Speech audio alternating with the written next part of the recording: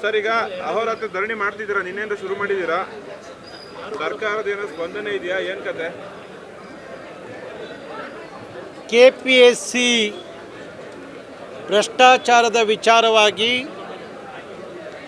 ಕನ್ನಡದ ಮಾಧ್ಯಮದ ವಿದ್ಯಾರ್ಥಿಗಳೇನು KS ಪರೀಕ್ಷೆಯನ್ನು ಬರೆದಿದ್ದಂಥ ವಿದ್ಯಾರ್ಥಿಗಳಿಗೆ KPSCಯಿಂದ ಭಾರಿ ದೊಡ್ಡ ಅನ್ಯಾಯ ಆಗಿದೆ ಅನ್ನೋ ಕಾರಣಕ್ಕೋಸ್ಕರ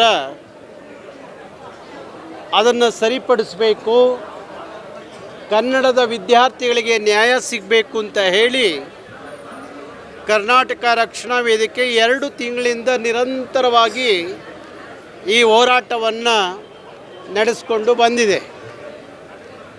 ನಾವು ಇದೇ ಫ್ರೀಡಮ್ ಪಾರ್ಕ್ನಲ್ಲಿ 2 ಬಾರಿ ಭಾರಿ ಬೃಹತ್ ಮಟ್ಟದ ಚಳುವಳಿಯನ್ನು ಮಾಡಿದಂಥದ್ದು, KPSCಗೆ ಮುತ್ತಿಗೆ ಹಾಕ್ತಂಥದ್ದು, ನಮ್ಮ ರಕ್ತದಲ್ಲಿ ಮುಖ್ಯಮಂತ್ರಿಗಳಿಗೆ ಸಾವಿರಾರು ವಿದ್ಯಾರ್ಥಿಗಳು ಒಳಗೊಂಡಂತೆ ಕರವೇ ಕಾರ್ಯಕರ್ತರು ಪತ್ರವನ್ನು ಬರೆದಂಥದ್ದು.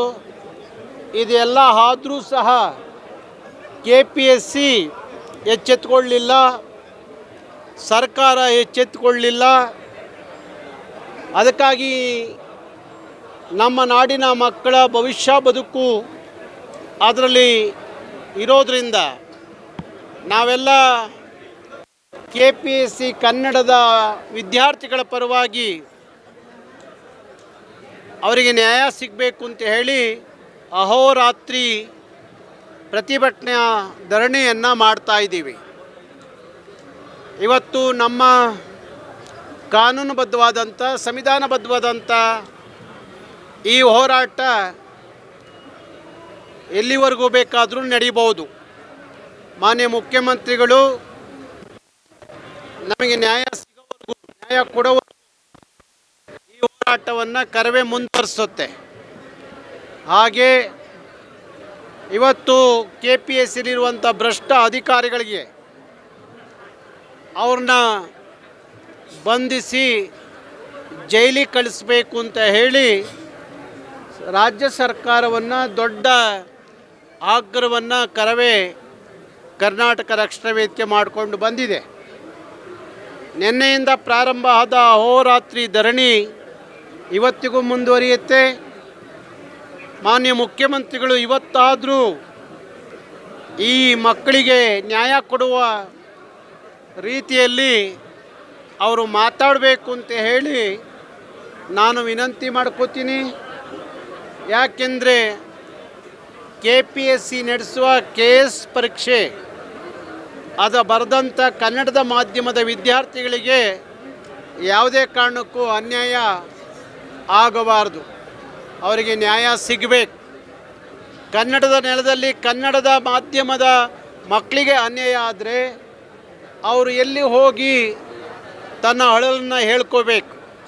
ಅದಕ್ಕಾಗಿ ಈ ನಮ್ಮೆಲ್ಲ ಕನ್ನಡದ ಮಕ್ಕಳ ಭವಿಷ್ಯ ಮತ್ತು ಬದುಕನ್ನು ಕಟ್ಟಿಕೊಳ್ಳುವಂಥ ಜವಾಬ್ದಾರಿ ಈ ರಾಜ್ಯದ ಮುಖ್ಯಮಂತ್ರಿಗಳದು.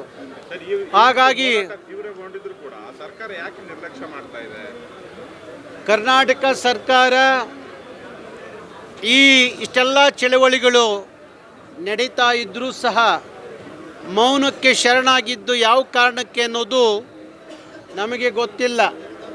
ಆದರೆ ಕರ್ನಾಟಕದ ಈ ನಾಡಿನ ಕನ್ನಡಿಗರಲ್ಲಿ ಒಂದು ಅನುಮಾನ ಏನಪ್ಪ ಅಂದರೆ KPSC ಮಾಡಿರುವ ಭ್ರಷ್ಟಾಚಾರದಲ್ಲಿ ಸರ್ಕಾರದ ಪಾತ್ರ ಏನಾದರೂ ಇದೆಯಾ ಅನ್ನುವ ಅನುಮಾನಗಳು ಇವತ್ತು ಕಾಡ್ತಾ ಇದೆ.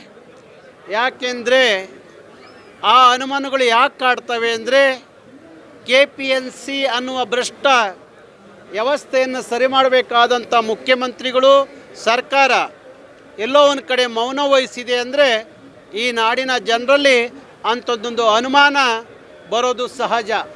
ಆ ಅನುಮಾನ ಬರೋದು ಬೇಡ ಅನ್ನೋದಾದರೆ ತಕ್ಷಣ ಮಾನ್ಯ ಮುಖ್ಯಮಂತ್ರಿಗಳು ಈ ಕನ್ನಡದ ಪರೀಕ್ಷೆ ಬರೆದಂಥ ಅಭ್ಯರ್ಥಿಗಳ ಪರವಾಗಿ ನ್ಯಾಯ ಕೊಡಿಸುವಂಥ ನಿಟ್ಟಿನಲ್ಲಿ ಅವರು ಮಾತಾಡಬೇಕು, ಅವರ ಸರ್ಕಾರ ತೀರ್ಮಾನ ಮಾಡಬೇಕು ಅಂತ ಹೇಳಿ ಅವ್ರನ್ನ ಎಚ್ಚರಿಸಲಿಕ್ಕೋಸ್ಕರ ಈ ನಿರಂತರವಾದ ಧರಣಿ ಮುಂದುವರಿತಾ ಇದೆ.